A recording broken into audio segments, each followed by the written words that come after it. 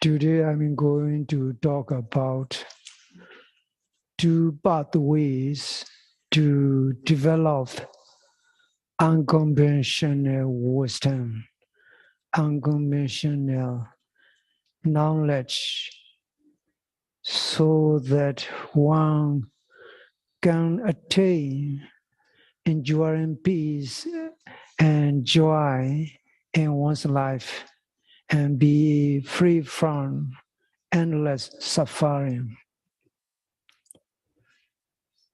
Buddha has said 25 centuries ago wonderful words. To quote what he said, Dwe me bhikkhave dhamma hoja bhagiya.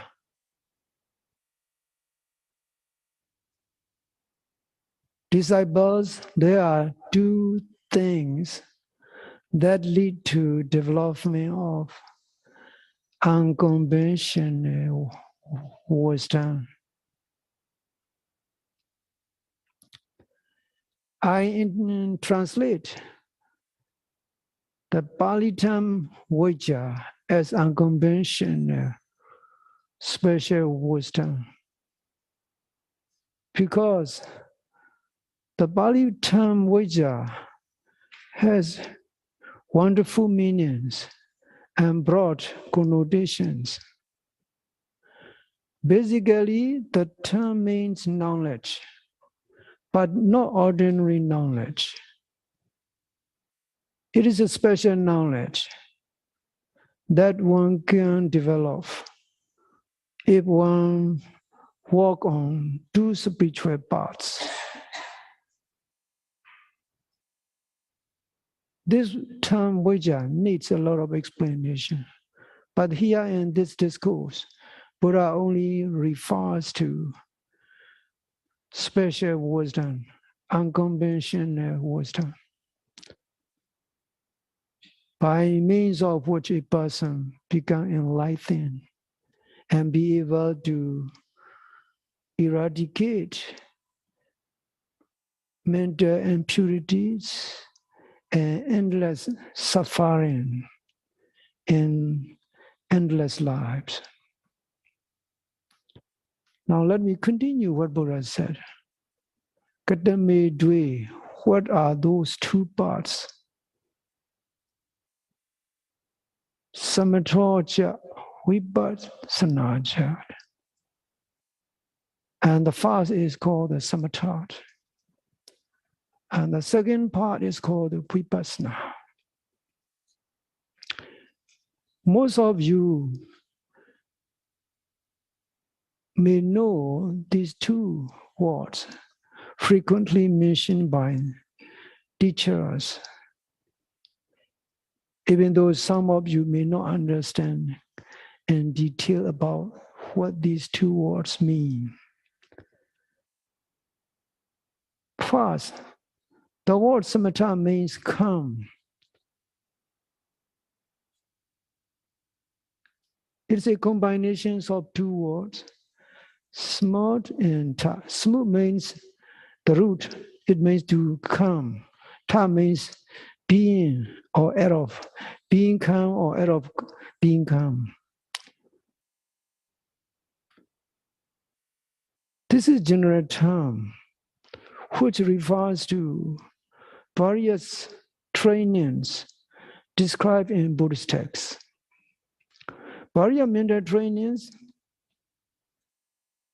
are instructed by the Buddha to use different pathways depending on one's basic preference and characteristics. Mindfulness meditation alone is not the only part for mental training. There are other various techniques. Buddha's teaching is far ahead of modern science.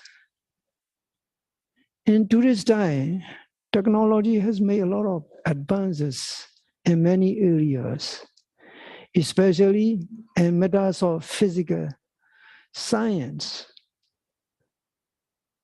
Buddha's teaching on the mind and mental analysis and mental management are ahead of time. It is a very broad subject recorded in Buddhist texts.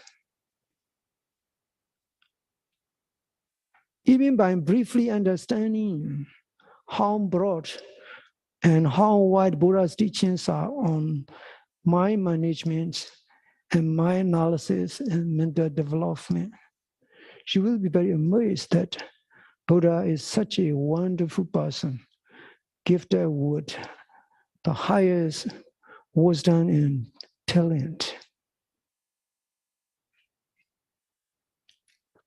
Now let me continue explaining the word samatha. So there are altogether 40 subjects of meditation training. In other words, there are 40 methods and 40 modes which one can choose based on one's preference and one's basic characteristics. Of all those 40 methods of samatha meditation, they are basically aimed at developing mental calm and mental peace. The term samatha means mental calm, inner calm. It is the result of the samatha practice. Human mind is very wonderful. It is really hyperactive energy.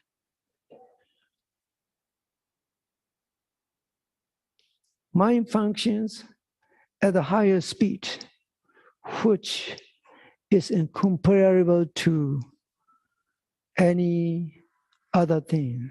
In today's time, we have light and sound, which are very speedy and traveling to great distances. The light is speediest of everything. The mind is much more quicker than the way light travels. And one discourse, Buddha even mentioned about the nature of mind. Let me go what Buddha said. Yawan chidam bhikkhve na sukram upama bhikkhadu lahu privoda midam chaita. Disciple, this monk, this mind is of high speed. It arises and passes within speediest time. How speedy, how rapid it arises and passes is very difficult to measure, even in conventional measurement methods. So this means that human consciousness is the most speediest thing in the world, incomparable in terms of speed, how it fast arises and passes. In order to harness the mind, one need to use skillful method in order to establish and develop mental calm. Buddha instructed 40 subjects of meditation. But in the actual Pali text, there's another meditation called the Vijnana Kasina. So altogether maybe 41. And those 40 methods of meditation for development of inner calm, Buddha instruct easy ones and difficult ones, sometimes short treatment. Short treatment means very drastic practice. Those kind of drastic practices are called the Asubha Kamatana, reflecting on repugnant nature of the body by using various state of dead corpse, so that human ego and human attachments and human craving are shaking up violently. But such kind of meditation methods are not suitable for everyone. Among 40 subjects of meditation, Anapanasati meditation, which focus on in-breath and out-breath, is the easiest and the most suitable for everyone, regardless of the personal characteristics.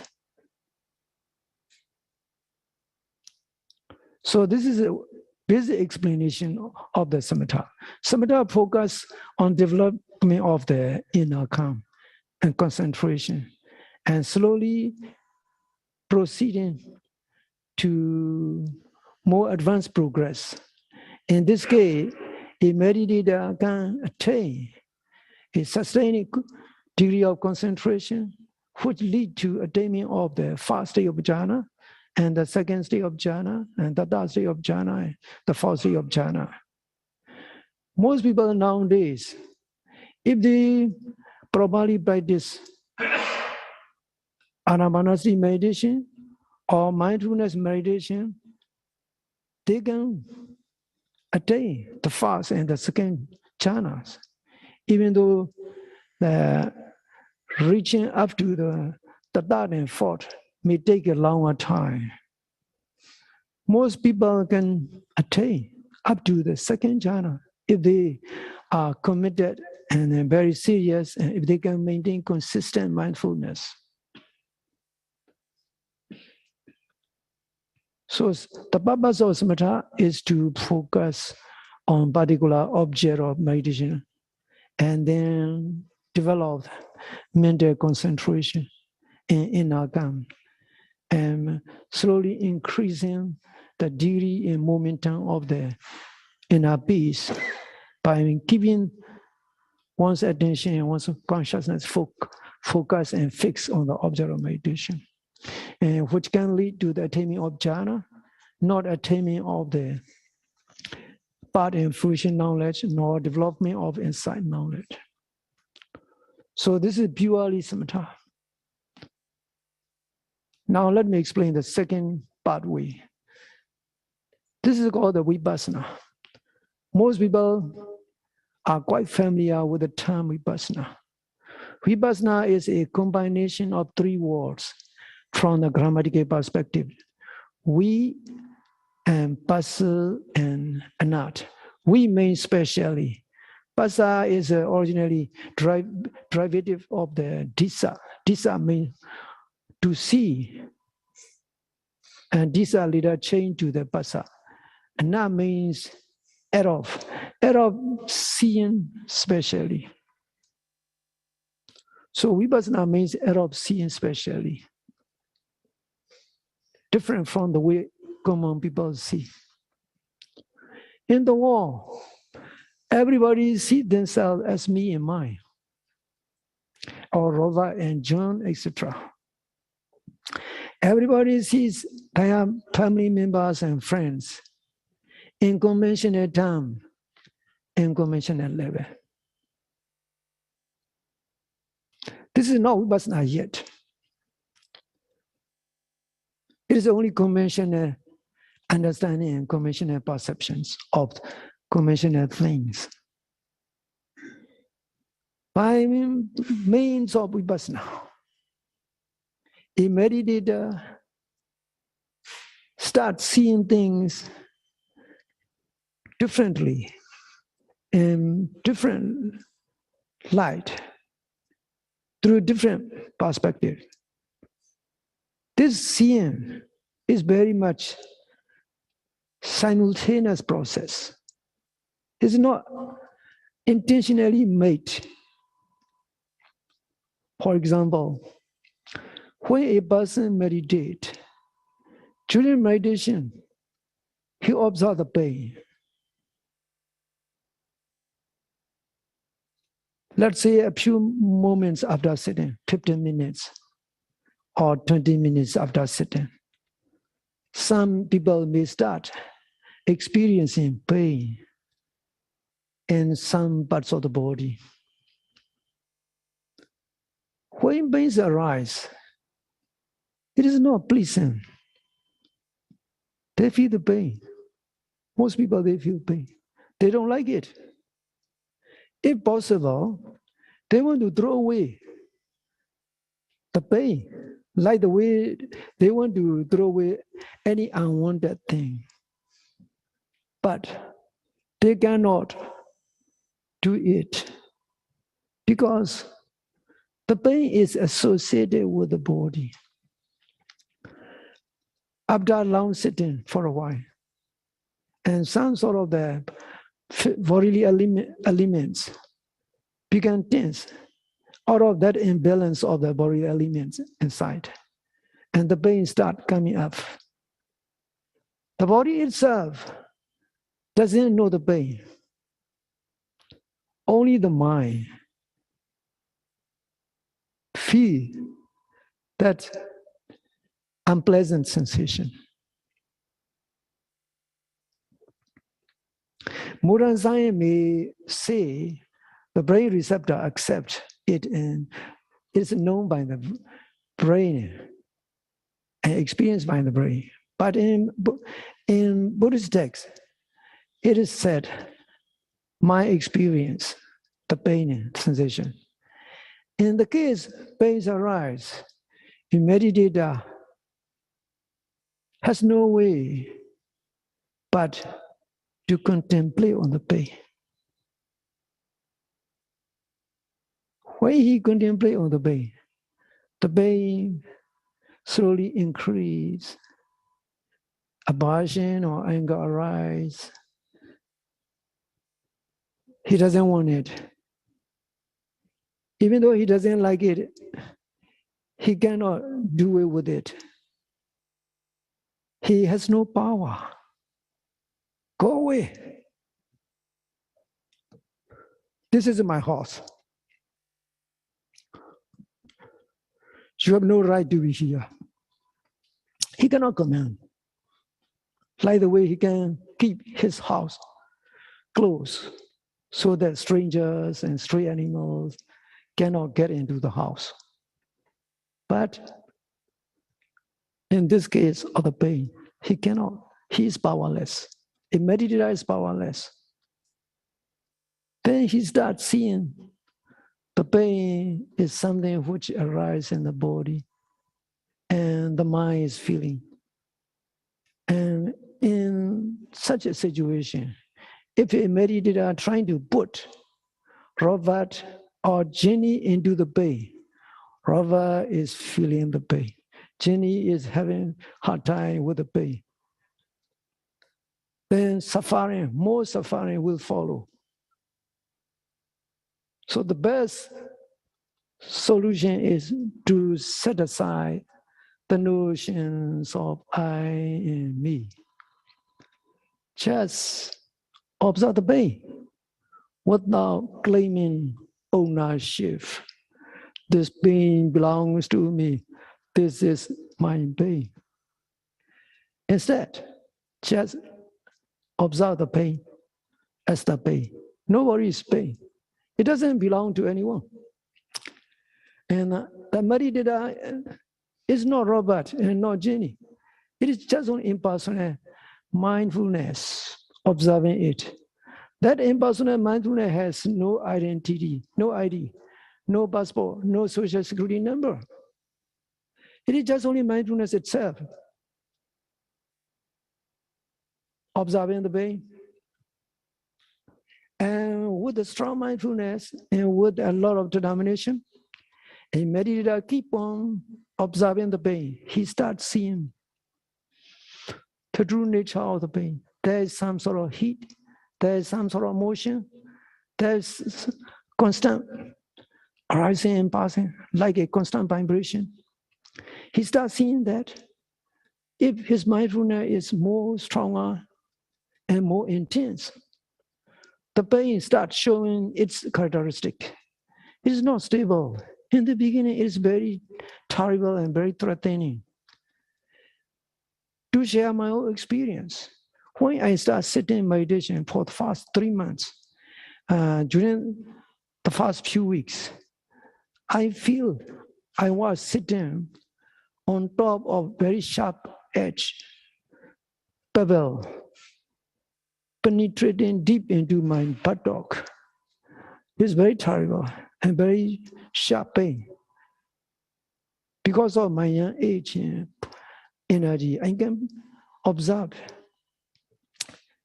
After a few days of confrontation with the pain, I start seeing the pain slowly, a combination of heat and motions, which is full of motion, unstable nature, and it breaks down to pieces. My mindfulness chip away all those hard and terrible pain, and I see the pain totally disappear. I feel very light and joyous, and then I note it as instructed by my teacher, and that pain never come back. Even now, when I sit, that pain never come back. So this is how one starts seeing there is no power to manipulate over the pain. Just only accept as it is.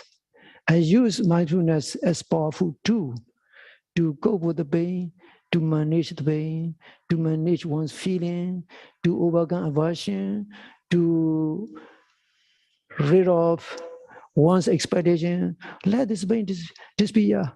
No expectation is necessary. That's how Vipassanā lead a meditator to see things differently. For a normal person who never have any knowledge of meditation, when pains arise, he start feeling pain, he start complaining, he start groaning, he's become restless. He may seek some tablets and medicine. If the situation is very serious, he may go to the clinic or hospital and complaining and feeling upset with the facial expressions and bodily manners are very painful, even to look at that person. Because he thought the pain belonged to him. The body parts are his own. He claimed the ownership. So that's where sufferings start. That's where sufferings originated. And Vipassanā practice, a meditator, trying to develop that capacity, that wonderful, unconventional way of seeing things. That's why it is called Vipassanā. Vipassanā is a very wonderful practice to make life livable, to make life complete. It is enhancement of life. It is spiritual enhancement too, to make life more livable. So this is what Vipassanā means. By practice of Vipassanā, special knowledge known as insight knowledge develops. Most of you may be quite familiar with the various kinds of insight knowledge because meditation teachers explain about those occasionally so that you can be inspired. Develop more insight knowledge and the capacity to see things differently on unconventional way is simultaneous process and spontaneous process. It doesn't need to be created intentionally. It is not based on speculation. It's not based on Buddhist philosophy. It is true experience which comes out of the truth. This is the best explanation of Vipassanā. By practice of Vipassanā, one starts seeing things and different way and different from ordinary people's perception, so that one can cope with pain and suffering. Now, let me explain another experience, emotion, such as stress, confusion, anger, sorrow. Such kind of mental agitations are a big problem for everybody, because life is full of twists and turns. We want to live life in our own terms and conditions, but we have no power to set terms and conditions on our own, to our preference. Life has its own terms and conditions. Those terms and conditions are very difficult to accept. These terms and conditions are called the Loka Dhamma in Buddhist texts. Loka Dhamma means, Loka means life in the world. Dhamma means way, the way of life, the way of the world. The way of the world is full of positive and negative. We always want positive. We don't want negative. Why we have to live through positive experience? We are very much elated and happy. We grew arrogant and forgetful. We want to hold on to those kind of positive, pleasant, happy things forever. Why we have to live through negative experience? We are disappointed. We are devastated, and we are upset. And in some cases, we even lost our mind. We don't know where to turn for help, for comfort. This is the way life is. This is the way the world is. This is the world existence is. Not only human beings, all living beings. If you look around you, you will see every living creature. The moment they wake up with the sunrise, they start moving, looking for food. Daily survival is one important issue of life, one important issue of being alive. So even small animals, they have to look for food. This is the time of life. While they are looking for food, they become the food of bigger animals. So sad. We humans are very lucky because we have a lot of privilege. We have a lot of advantage over animals. We have food readily available in the refrigerator, in the restaurant, in the grocery. We have the very good shelter with the roof and the walls secure and safe. While the animals don't have such kind of privilege. They have to live in under the bush, in the holes, in the dens, in the trees, in a very shaky and very ramshackle nest, ready to be blown away by the storms. They have no clothing the moment they bow. But this is unique characteristic. Even when we were born, we have nothing on. Our parents wrap around us with the blankets and clothes. Human beings are privileged in many ways. We have to appreciate our existence as a human being. Living life alone as a human being is not enough. We have to develop, we have to nurture our intellect in our mind so that we can live life to the fullest, regardless of the challenge, regardless of ups and downs and good and bad times. Meditation is just only a spiritual tool to make your life livable.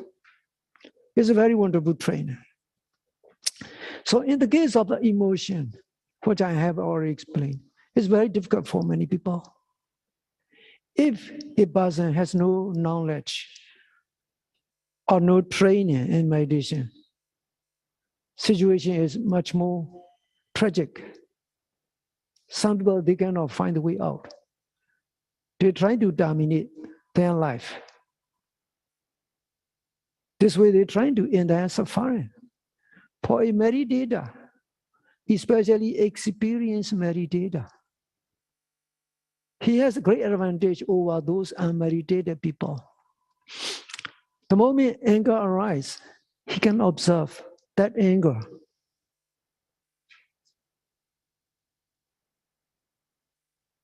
And he can keep it under control.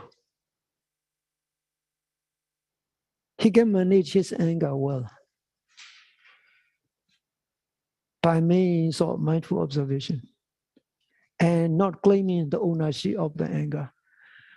I'm angry. This person is saying this and doing this to me. He no longer has such kind of improper thinking, wrong thinking. Instead, he just observes the anger. He just watch it. And he doesn't let anger grow. This is how a meditator can pick up his anger before it grew stronger and stronger. You can try this when you go back. It's very wonderful training. This is the one benefit of Vipassana. So Vipassana is the really wonderful pathway to overcome suffering, to cope with suffering, to manage one's emotion. So this is what Vipassana means. Vipassana is quite different from Samatha, but in the initial stage of practice, both Samatha and Vipassana are very much the same. Why? In Vipassana meditation, you have to start keeping the mind calm and develop that mental calm and that inner calm and make it stronger and intensive by focusing on the primary object of meditation. In this case, you focus on the rising and falling of abdomen, keeping the mind there, being aware of the rising movement and falling movement of the abdomen. In synchronizing your attention and mindfulness with the movement of the abdomen. This way you keep the mind fully occupied. In very good case of meditation for a good meditator, he will be even able to march his consciousness into the movement of the abdomen. The same thing can be applied to observing the in-breath and out-breath. In the case of watching in-breath and out-breath, a good meditator will be able to observe the in-breath and out-breath. The moment it got into the nostril, and there's a warm touch and warm sensation of the air touching with the tip of the nostril. He just keep aware of that.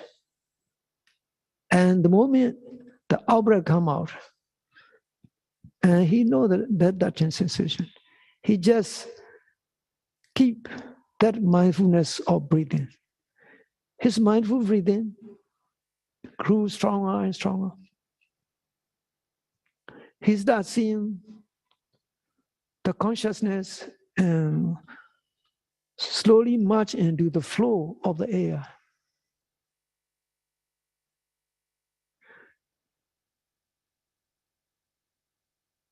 This is how a meditator start developing the inner calm.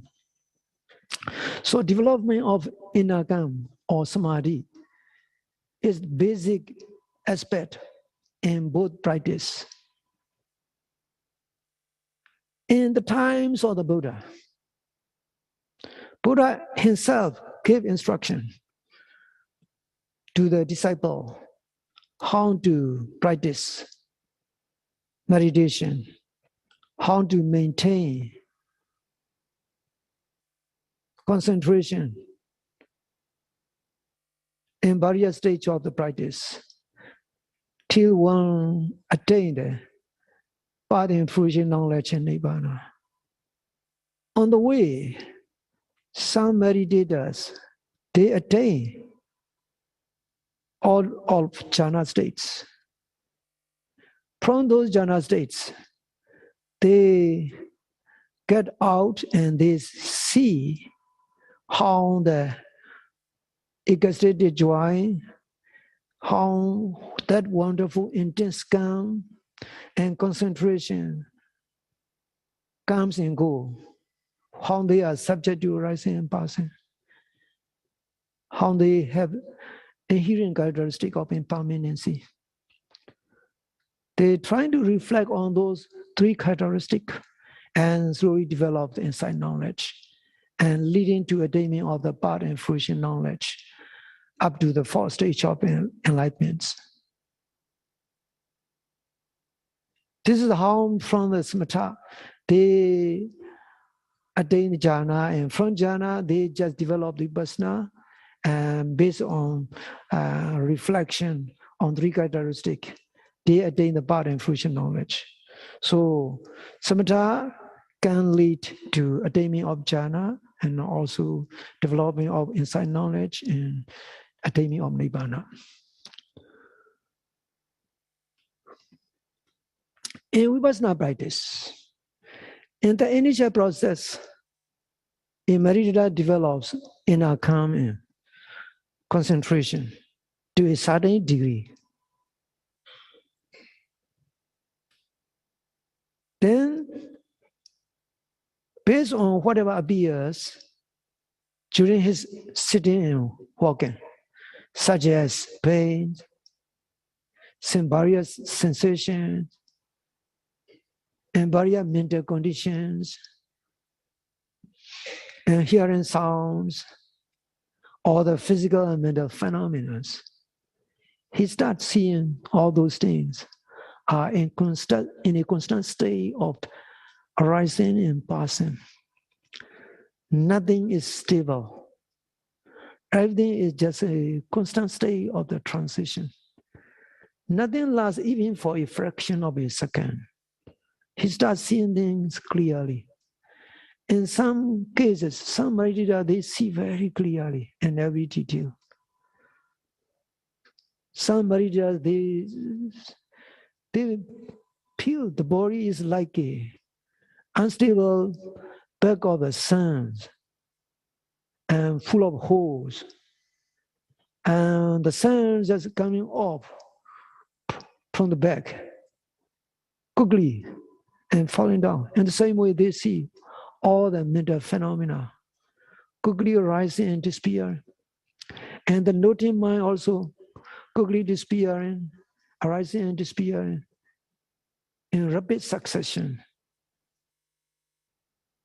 Before they develop such kind of insight knowledge, they have to overcome pain. They have to be able to manage wandering thoughts. If they are successful in observing the pain, coping with the pain, and overcoming the pain, and also observing wandering thoughts and letting them go, slowly wandering thoughts and pains become infrequent. They become less and less. The body becomes very, very fine. Some meditators, they no longer feel the presence of body. They no longer feel the touch of the body with the cushion. The body itself becomes very light and very subtle. The mind too becomes very subtle and very well behaved. Once they reach that kind of state, the mind becomes very wonderful.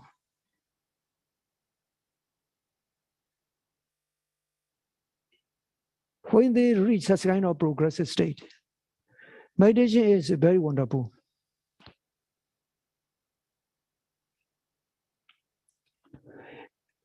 And Vipassana meditation, meditators should know there are ups and downs, down times and good times.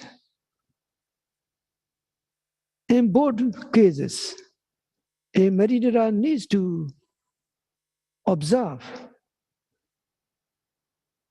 mental reaction.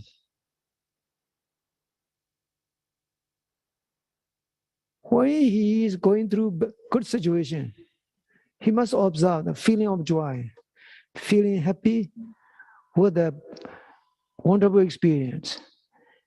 And in case he is going through better experience, he must not be disappointed.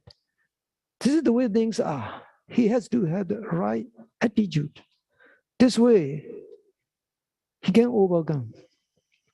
In meditation, letting go is very important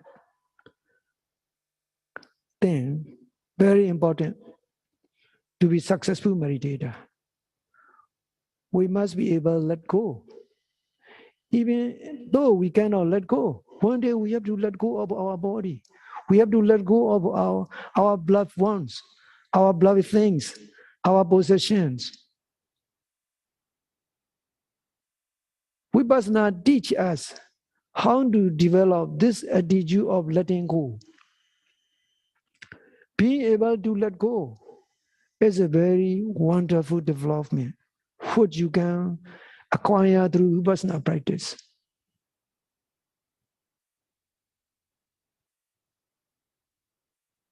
So Vipassana meditation is very wonderful training.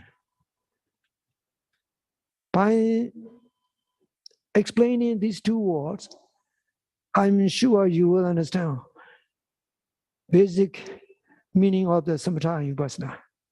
Now I would like to continue what Buddha says. Samatha bhavito kammatha manubodhi. When Samatha is practiced and developed, what kind of result it can bring about? These are the questions of the Buddha. Buddha answer regarding this. Very simple. Very simple. Samatha bhavito saitam bhavayati. This is Buddha's answer. Monks, when samatha is developed, the mind is developed. Very wonderful. Very wonderful saying. When we develop samatha, when we make progress in samatha practice, the mind develops. The mind develops as a result of samatha practice. So, this is a very important statement of the Buddha.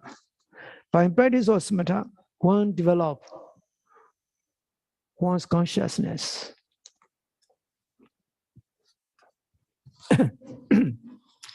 Development of the mind is not to be done by means of physical medicine. For the physical development, we use different kind of medicine, protein-rich food, or protein powders, and other necessary vitamins, and physical exercise. For development of mind, there's no vitamin for mind.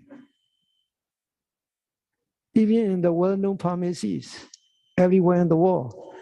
Even the most famous labs cannot produce mental development medicine. Mental development medicine is only available in Buddha's teaching. It is to be developed inside you, not to be developed inside Buddhist texts. You can develop your mind by practice of Samatha meditation or Vipassanā meditation. Because Vipassanā meditation also lead to development of the mind. I have already explained in the initial phase of the practice, both Samatha and Vipassanā are the same. Because one need to develop one's mind, especially in this case, the ability to keep the mind calm, focused, concentrated. This kind of characteristic is called in Pali, Samatha and Samadhi. Samadhi is a Pali word. It means accumulated mental states by being able to fix the mind in one particular points of the meditation, one particular object of meditation.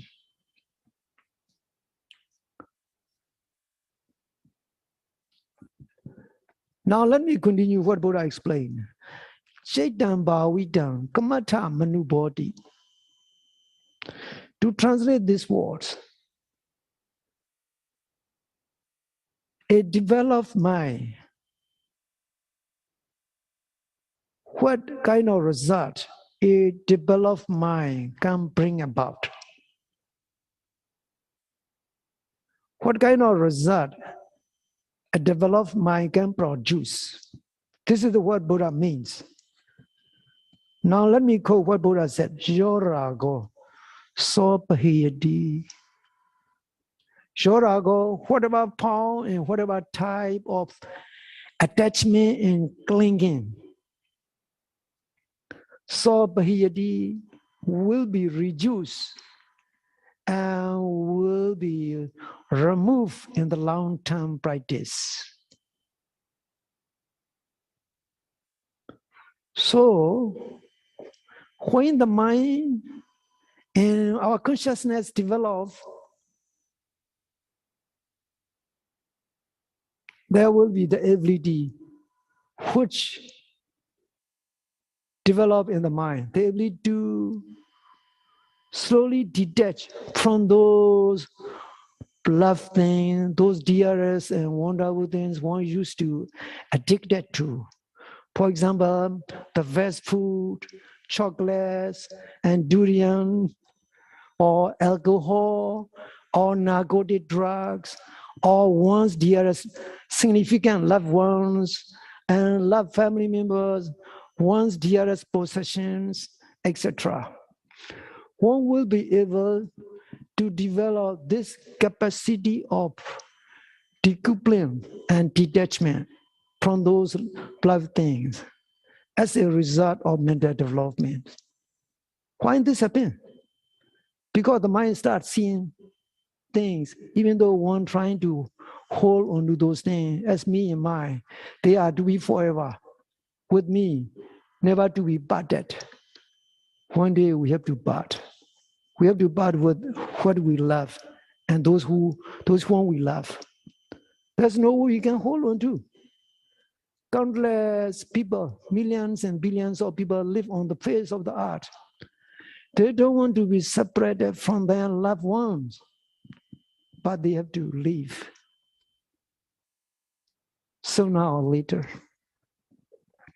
This is how mental development can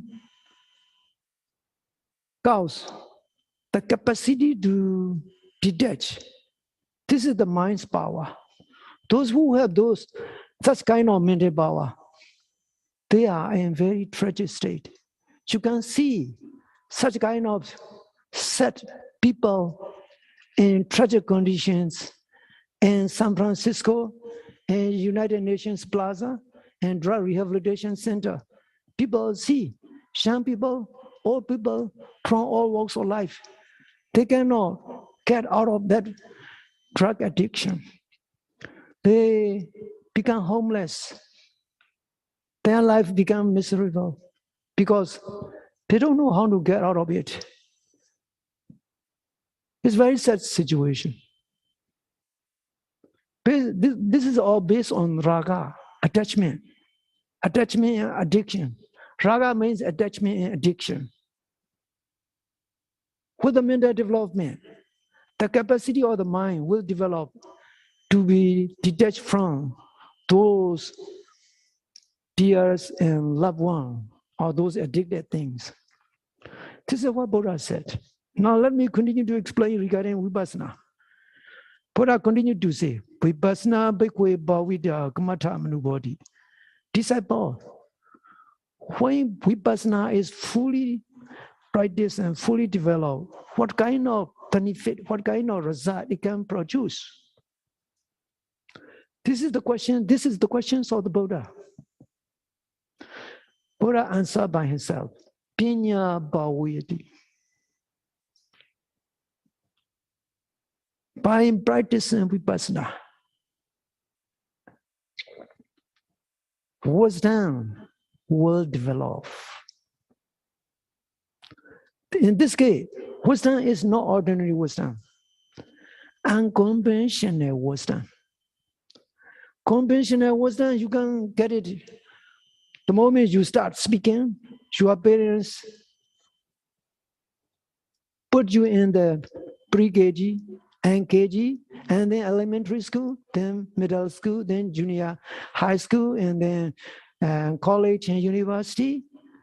And you have a lot of the conventional knowledge and conventional wisdom, which made for earning a living, to make life is successful, to be able to manage life for daily survival. Your parents arrange you to do that. But for unconventional special wisdom, you cannot get it in the very famous IB college. You cannot get it, this kind of unconventional wisdom, in world famous university and college, except in Buddha's college. In this case, Buddha's college is a meditation center. You must find how to develop that wisdom through practice of Vipassana. Buddha continued to explain much further. Now let me quote. Pinya bhavida kamata manubodhi. When this unconventional wisdom develops, what kind of benefit, what kind of result it can produce? This is a very wonderful question, made by Buddha himself, raised by Buddha himself for the audience. Ya avijja sabahidi. This is the answer. It means that whatever kind and whatever form of delusion there is, it will be reduced and removed. Very brief answer. So by developing of this unconventional wisdom available, developable through Vipassana practice, one can reduce the degree of illusion and delusion. In other words, ignorance. We are living under illusions in our daily life. We always assume ourselves we are going to be here in this world forever. Even though we are getting older and older, day after day, month after month, year after year, we are always expecting, hopeful that the year 2023 up to 2050 will always remain for us. We always hopeful for another year to remain alive. Because we want to entertain ourselves with the notions of this illusion, this wishful thinking. Our illusion is very heavy and very thick. Even when we are in the ICU, on the hospital bed, we expect to recover quickly with the help of medication, with the help of the physician, because we want to be alive forever. There are even some people who are claiming you are going to get eternal life. You are going to be in eternity forever in the heaven. We believe it. We believe it too. All this happened because we are living under illusions. The mind itself is master illusionist.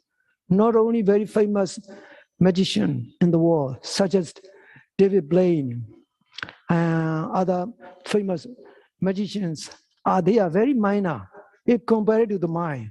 Our mind is very wonderful magician. It is a wonderful illusionist. It can create everything as real. As long as that mind is unenlightened, as long as that mind is undeveloped through Vipassana practice, we will always remain under illusion. Buddha said, by means of Vipassana practice, unconventional wisdom will develop. Very wonderful statement of the Buddha. Now, Buddha also say this wonderful statement.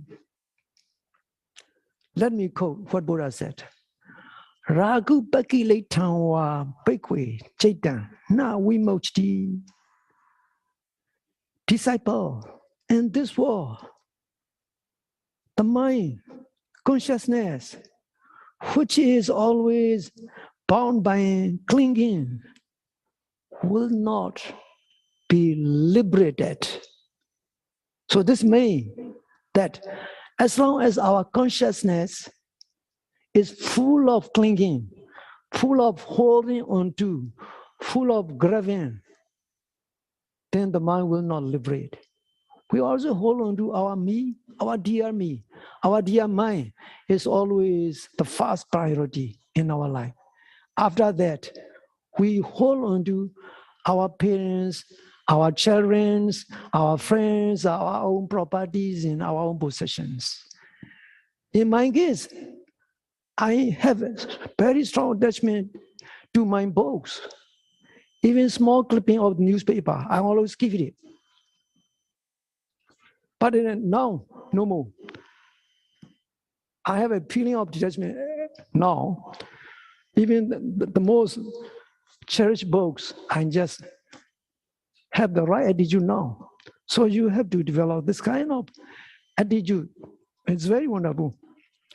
Now Buddha continued to say, Aweju bakilita pinya na bhaviyati. When wisdom is polluted or bound with the illusion, it will not further develop. Wisdom will not develop if it's still bound by illusion. Now Buddha concludes his talk. Iti ko bhikkhve raga viraga seta vimukti, avijja viraga pinya vimukti. Disciple, this way, by being able to detach, mental freedom will happen and will be achieved. By being able to remove illusion, the freedom of intellect will be achieved. So yesterday I have already mentioned there are two highest goals in Buddhist practice. One is mental freedom, and the second is intellect freedom, freedom of intellect. These are very simple words, but very deep words, which needs a lot of explanation. So Buddha said, if we are able to remove attachment and clinging, we will attain mental liberation. If we are able to remove illusion, we will attain the freedom of intellect, which is enduring and permanent, which can lead to lasting joy and happiness. May all of you be able to attain these two mental freedom and freedom of intellect from egos and from endless suffering. May you progress in your practice and attain Nibbana. Sadhu, sadhu, sadhu.